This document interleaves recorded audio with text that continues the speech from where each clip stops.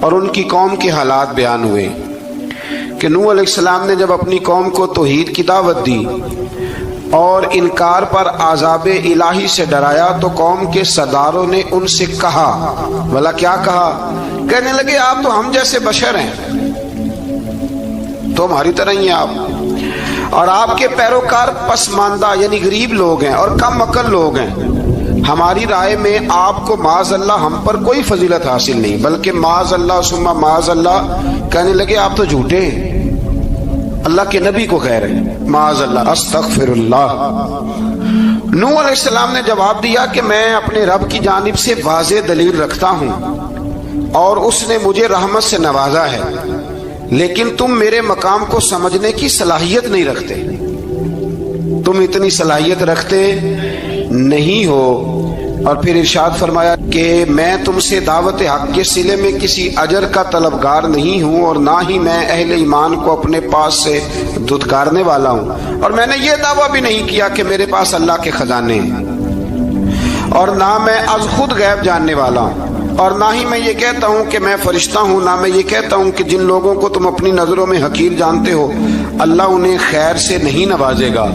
فرمایا یہ ٹھیک ہے کہ اللہ بشروں میں سے رسول بناتا ہے، پر جسے بناتا ہے پھر اسے بڑی شانیں عطا فرماتا ہے۔ پہلے دن سے انسان کا یہ مسئلہ ہے، پہلے دن سے انسان کا یہ مسئلہ ہے کہ وہ کہتا ہے میں انسان سے ہدایت حاصل کروں، لیکن رب نے بھی قانون بنایا ہے کہ اللہ تبارک و تعالیٰ بندے پر ہی وحی فرماتا ہے، فرشتوں اور جنوں کو اللہ نے اس منصب کے لیے منتخب نہیں فرمایا۔ قوم نوح نے کہا کہ آپ نے ہم سے بہت بحث کی معاذ اللہ، بس جس عذاب سے آپ ہمیں ڈرا رہے ہیں وہ لے آئیے۔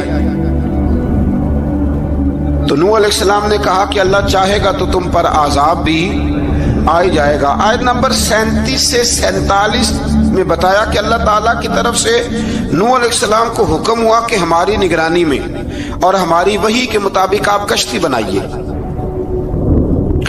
اور ظالموں کے بارے میں ہم سے کوئی بات نہ کریں۔ حضرت نوح کی خواہش تھی کہ یا اللہ انہیں بھی معاف کر دے، فرمایا یہ ظالم ہے تو میرے نبی ان کے بارے میں مجھ سے کوئی بات نہ کریں، وہ ضرور غرق ہو جائیں گے۔ پھر وہ کشتی بنانے لگے، اور جب ان کی قوم کے سردار ان کے پاس سے گزرتے تو ان کا مذاق اڑاتے۔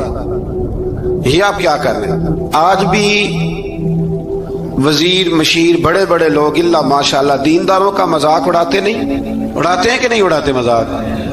یہ کن کا طریقہ ہے؟ یہ تو قرآن مجید کہہ رہا ہے کہ حضرت نوح کی قوم جو کافر تھی ان کا طریقہ ہے اہل ایمان کا مذاق اڑانا۔